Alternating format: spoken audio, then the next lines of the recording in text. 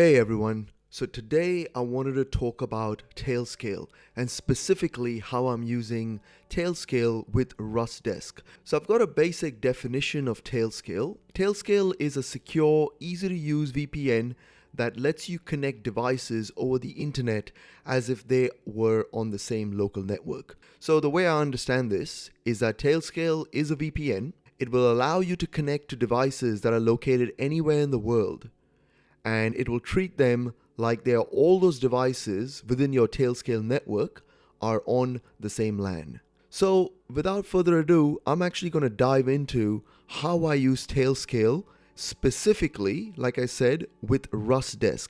Now RustDesk is a remote desktop solution that lets you connect to remote systems from a single system. So for example, very similar to RDP, if I have a few computers on my LAN or even anywhere across the globe, RustDesk will let you connect to them and actually give you a remote desktop experience that's low latency.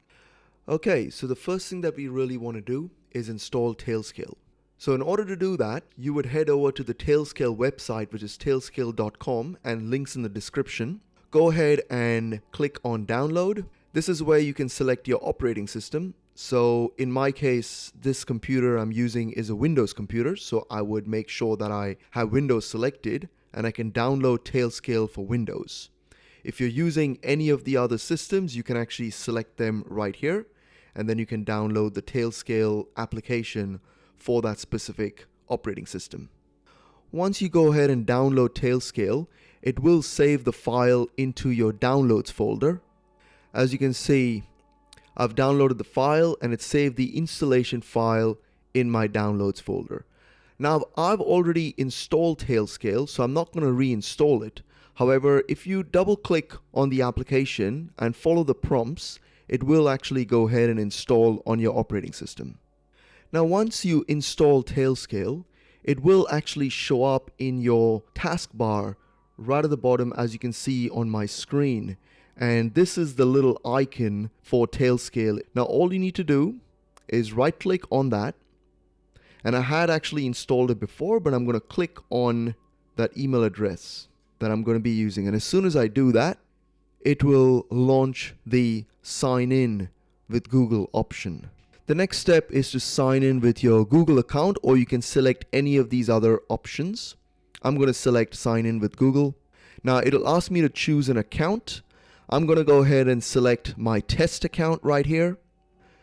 Now once you select your test account, it will ask you a number of questions to create an account. Go ahead and fill these out. Once you fill those out, click on add your first device. Now since I've already downloaded Tailscale and installed it on this device, I'm going to go ahead and skip this introduction. Now this brings me to the Tailscale console, and as you can see, I don't have any devices added in to this console at the moment. Now the next step is to go ahead and find the Tailscale icon again and click on the icon. This will open up another page where you will be prompted to connect your device, which is this current device, to the training.gmail.com, which is my email address, Tailnet. So I've just created a Tailnet, which I did previously, and now I need to connect this device to this Tailnet. I'm going to go ahead and click connect. Now once you click on that, it will register your device to the newly created Tailscale Tailnet that's over here. Now as you can see, I have registered this computer, which is called production rig, to my newly created Tailnet account. It gives you an IP address and it tells you the version of Tailscale software running on your client. It also tells you the status, which currently is connected. Now as you can see, when I open my taskbar, I see the Tailscale icon, but it's slightly different. It's not all grayed out. Now if I right click on it, it does tell me that I am connected and I'm connected to this Tailscale network. Now the next thing I want to do is I want to add a second device to my Tailscale network, which will allow me to demonstrate remote access using RustDesk. So in order to do that, I'm actually going to go ahead and remote into a second Windows PC using RustDesk. Now I have actually set up RustDesk before on these PCs. However, I will use the RustDesk relay that I've set up to initially remote into that Windows PC. So I'm going to go ahead and start up RustDesk on this computer, and this is the PC that I'm going to actually remote into. So I'm going to go ahead and double click, and I'm going to log in. Okay, so now I'm actually connected to my remote desktop PC. However, right now I'm connected over the RustDesk relay, right? Which works completely fine. And you can use a RustDesk relay to connect to computers that are remote as well, not only on your LAN. You can actually use it to connect to computers that are anywhere in the world, as long as both the RustDesk systems have the relay configured, have the same relay configured, right? And that's exactly what I've done. Great, okay, that's perfect. However, Tailscale gives me added security and also creates a point-to-point connection. At the moment, I am actually connecting over a relay, so my latency would be slightly higher. It is still low latency, however, it could be slightly higher than using Tailscale. Now, I've already installed Tailscale on this remote PC as well. So what I'm going to do is click on the little taskbar, and I'm going to right-click, and I'm going to say, add another account. That is my old account. If I do click on that, it's going to give me an error when it tries to add it. So I'm going to go ahead and click add another account. It's going to go ahead and ask me to sign in. I'm going to go ahead and sign in with Google, and I'm going to click on connect device. And there you can see login successful.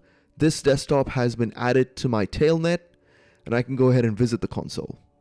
Now, as you can see, I have two devices added to my Tailnet. This is the original device, and this is the new device that I've just added right now.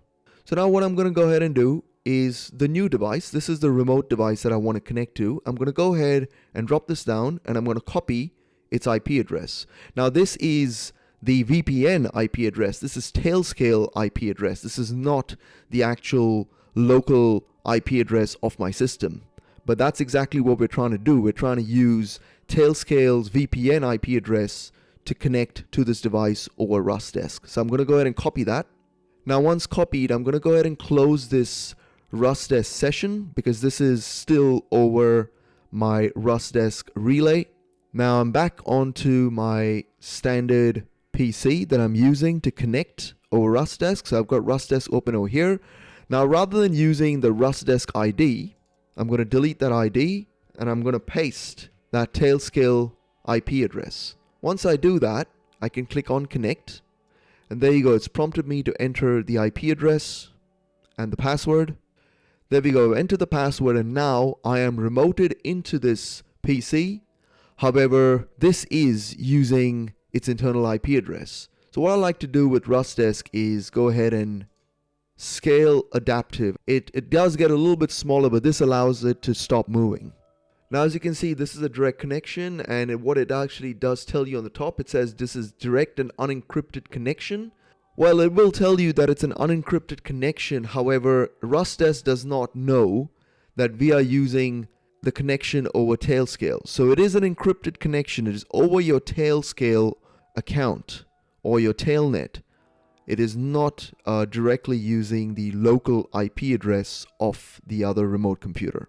So there you go, there you have it. Now you're connected over Tailscale and you have the full access that you would normally have using a RustDesk relay or a RustDesk local IP address.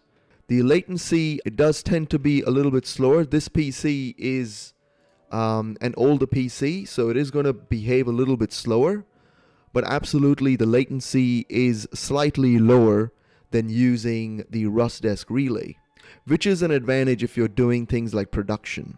For standard work, a RustDesk relay would be completely fine. However, this does add a layer of security.